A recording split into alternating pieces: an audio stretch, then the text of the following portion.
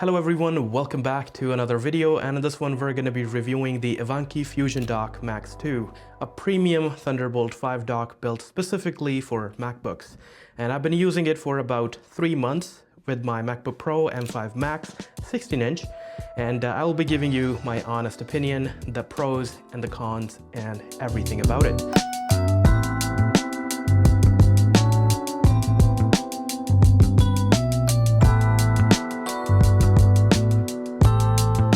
And before we move forward, big thanks to iVANKY for sending it over, but that will definitely not affect my review. They don't get to see this video before it goes live, so all the opinions in this video are my own. It is not sponsored. And you can see it sitting behind on my setup. I've already made an unboxing video on it, and I'll put a link in the description. You can check it out. But before we move forward, I just want to quickly talk about the box contents. You obviously got the docking station in the box, and you get 2 of these cables. This is USB-C to HDMI, but this is only 4K 60 because the HDMI port on this docking station is only 60 Hz. But you get 3 Thunderbolt 5 output ports for using with displays, so you're covered on that because I'm using this 4K 32-inch 165 Hz monitor, and I'm connecting it via USB-C Thunderbolt port, and I have never had any issues. It's running full 4K in 165 Hz. And then you get this Thunderbolt USB-C to C cable, and obviously the power brick, which is massive, and then the cables that will be connecting your Thunderbolt 5 FusionDock Max 2 to your laptop. One feature I really like about this docking station over the other ones that I've used, but now I kind of think about that should be a standard feature in every single docking station. But the feature that I'm talking about is you just need to press the power button on the docking station and it turns on and it automatically wakes my laptop up. While in the previous docking stations that I've used a couple from Lenovo and some from other brands too. Like when I powered those docking stations on, the laptop will not automatically wake itself up. I'll have to like press on the keyboard or sometimes unplug the Thunderbolt cable and plug it back in, or like open the lid off my laptop and then close it. So it's not a big deal, but it's still, I think, should be a standard feature across the board. The thing that I love about it is every single port on the back and on the front is labeled properly. So you know which ports to use for what kind of accessories. So it's not like, for example, I have my MX Master 3S mouse plugged in, and I don't want to use a 10 gigabit port, 10 gigabit USB port for that dongle for the mouse. So that can be plugged into any port that is available, even the slowest one possible, so 5 gigabits one or the 2 gigabits one. So there are a couple ports like that for connecting your mouse or your keyboard, these kind of accessories that do not require the full potential of the transfer speeds. One thing I want to clarify before going deeper into the review, this docking station is specifically built for ARM-based MacBooks. So if you have an Intel-based MacBook, then you should look somewhere else for another docking station. But Intel-based MacBooks in 2026, I don't know what to say. You should definitely upgrade. I'll have to admit that this docking station, the iVANKY FusionDock Max 2, is a complete overkill for my setup because I use it with just one monitor, which is 32-inch, but it is capable of handling 2 6K displays with an additional 4K display at the same time. And also you can open the laptop and then you will have 4 different displays.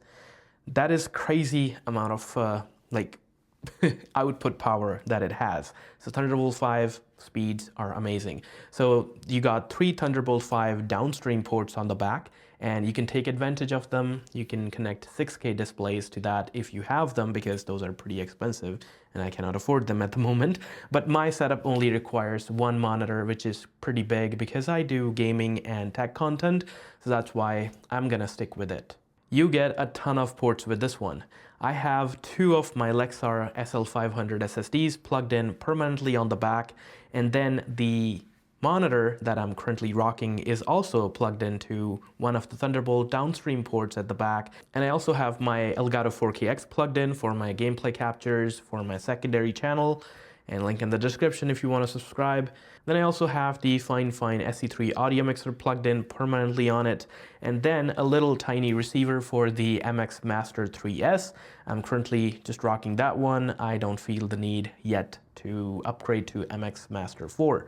This one is working just fine for me. I also have my Edifier MR4s plugged into it as well, to the 3.5mm audio jack at the back. And it also has an audio jack 3.5mm in the front as well. So it kind of makes sense to use the back one for the speakers. That's gonna stay permanently on your desktop. You can use the front port for connecting your headset while you're editing, studio headphones, or whatever you have. That works perfectly fine. I usually leave all the front ports completely empty because those ports are completely dedicated for the things that I sometimes plug in that I don't need always plugged in and ready to go. Like the things that I know that I have to have plugged in all the time are connected on the back. I don't touch them. I just connected it and they're living there peacefully. And all the other things, so for example, I have a separate SSD that I use for transferring footage from my phone that I'm currently recording at to my laptop. For just those kind of things, I use the front ports, and which are great. And you also got full-size SD card and a micro SD card in the front too. So that's also like really you just have to extend your arm. You don't have to get up and go around the back of your table and connect it on the back. The transfer speeds on these ports are amazing. They match what they're labeled. And because I leave all my SSDs plugged in permanently on the back, sometimes I use them for just editing right off of those SSDs because my laptop storage is quite limited. It's only 1 terabyte, and sometimes the video projects can take much more space than that. So that's why sometimes I edit directly off of the SSDs. And I was kinda wondering that if this docking station will be able to handle that with all these other accessories connected to it. But it didn't break a sweat, and I was able to edit multiple videos from last 3 months off of directly my SSDs that are connected via this docking station. I never felt the need that I have to connect my SSD directly to my MacBook. It was the exact same speed delivery. The Elgato 4KX that I use requires a 10 gigabit connection via USB-C, and the Thunderbolt 4 dock that I had earlier from Lenovo was not compatible with it. I'm not sure why, because it did had 10 gigabit ports, it did had Thunderbolt ports on it too. I tried connecting it and it would never work. I always had to connect my Elgato 4KX capture card directly to my MacBook in order for it to work, and I was really worried that this one will also be the same case. But I was completely wrong, and I'm glad that I was wrong, because I connected it to one of the downstream ports on the back because I'm not using multiple monitors. So those downstream Thunderbolt ports on the back of it are completely empty. Only one of them is being used for the display. So I didn't want to take any chances. I have not tried it with a 10 gigabits port yet, but the USB-C cable is plugged into the Thunderbolt downstream port on the back for my Elgato 4KX.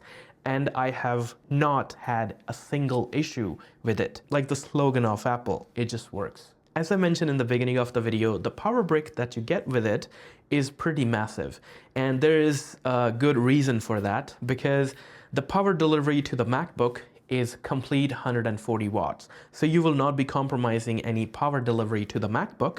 And also, I love the power delivery port that you have in the front. So you can simply just keep a USB-C cable on your desk and you can charge your phone, you can charge your other accessories like my this microphone that I'm using.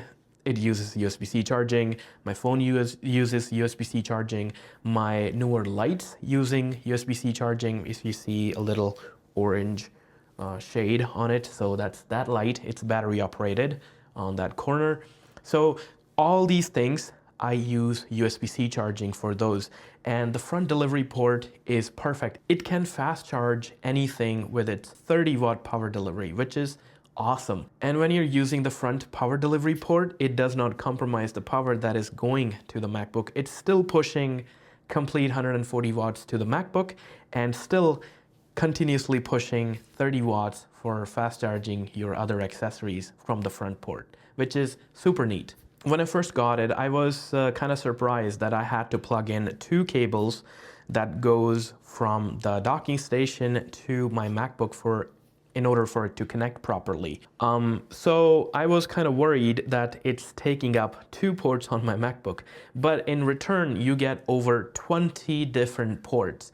And there was never a day in last 3 months that I ever thought that I had to plug in something directly to my MacBook or I'm lacking a port. Because I was not able to utilize all of them. Like my front ports are still completely empty, but the ones on the back also have a couple of them empty, but most of them are filled. It's a solid powerhouse of an accessory because it's handling so many things at once. So because with great power comes great responsibility. No, with great power comes a lot of heat. But let me be honest with you, I have never felt it get warm or get hot because it has a built-in active cooling system. But I would like to mention, but I kind of feel like I'm being nitpicky about it because it hasn't bothered me at all. But there was one time that I was sitting in a really quiet room, which is my bedroom, and I had it on my other setup, and I was able to hear the fan just a tiny bit. So if you're working, let's say in a sound studio and you're mixing and mastering some tracks, and that's probably you're sitting in a very quiet space, very acoustically treated studio. So if that's the case, then you will definitely able to hear it a little bit. But if you have the headset on, then no. But if you have the music playing, even at a very little volume, you won't be able to hear it. You will have to put your ear really close to it, but I was able to pick it up just a tiny bit, so I'm just throwing it out in there, but I still feel like I'm being nitpicky, but that's the point of being honest in a review. The build quality on this one is amazing. It's built like a tank, and I think it should be because of the price that you pay, because you pay a pretty penny for it. Okay, so final opinion before we move forward to the little bit of cons section. I think this is a great Thunderbolt 5 dock for MacBooks, and it's not compatible with Windows, so don't even bother. Okay, before we end this video, I have 2 of the cons that I want to talk about. Those did not bother me at all, but for people with specific use cases, and it can be a deal breaker for them, because no product in this world is perfect. Everything has a little bit of flaws, everything has room for improvement. So does this one. So the Ethernet port on the back is only 2.5 gigabits. At this price point, this premium accessory, it should have 10 gigabits Ethernet, no questions asked. But the port on the back that you get is only 2.5 gigabit. It doesn't affect me because I always use Wi-Fi. My Wi-Fi router is really close, like right just behind my workstation. I never felt the need that it has to have 10 gigabit Ethernet. But if you are working with NAS, wired connections, these kind of stuff, then 10 gigabit Ethernet port is a must. The second thing that I don't like about it is the HDMI port. Because I mentioned in the beginning when I was talking about the box contents, the cable that you get with it is 4K 60 cable. So with that, you could have guessed that the HDMI port on the back of this thing is only HDMI 2.0. It's not HDMI 2.1. But luckily, if you want to specifically use HDMI 2.1, you have an HDMI port on the MacBooks. The latest MacBook that I have, it has HDMI 2.1. It supports 120 Hz 4K.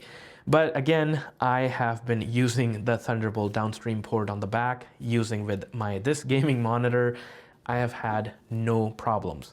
So those are the only 2 concerns that I had, and the only 2 things that I thought could be a little deal breaker for very small group of people.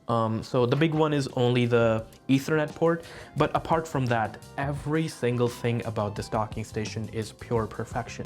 It's a premium product, so you will have to make a decision because it's definitely an investment at this point. So if you're thinking about getting a Thunderbolt 5 docking station, I think you should definitely look into iVANKY FusionDock Max 2. And that's pretty much it for this video. Thank you so much for watching. I'll catch you guys in the next one.